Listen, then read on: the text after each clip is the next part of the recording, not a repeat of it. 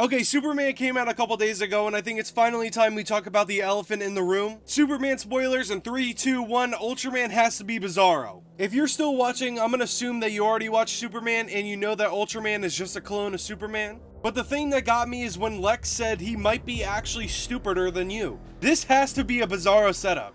We already know that Lex Luthor's behind the creation of Bizarro most of the time just because he was supposed to be a prototype to a superhuman army. And that's exactly what was happening in James Gunn's Superman movie. But it is a little bit different. Because we know he created Planet Watch just so he can get permission from the government to kill Superman. But there's also another reason why I think Ultraman could be Bizarro.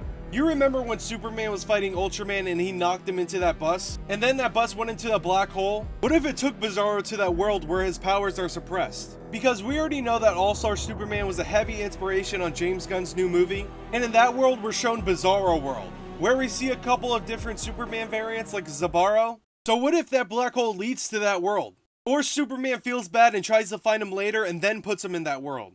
Anyways, though, Ultraman still could be a couple of different characters. But I think this could be a genius setup for Bizarro. James Gunn might just leave this as is, because I find it hard to believe that we might come back to Bizarro after 3 years because we got Clayface, Green Lantern, Supergirl. But please let me know, would you actually love a Superman and Bizarro movie? Because I know I would.